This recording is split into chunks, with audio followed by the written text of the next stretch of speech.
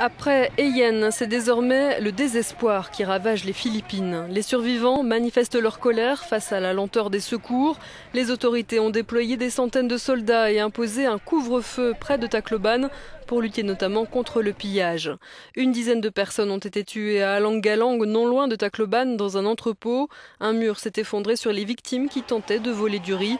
Plusieurs dizaines de milliers de sacs comme ceux-ci auraient été dérobés par la foule.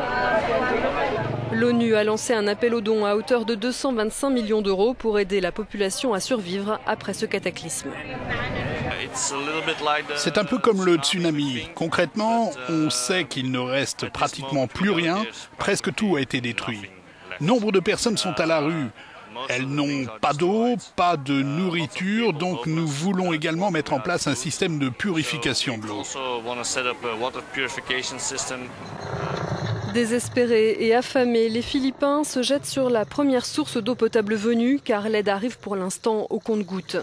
Les Nations Unies évoquent un bilan provisoire de 10 000 morts alors que les autorités philippines estiment-elles que le nombre de victimes est 4 fois moins important.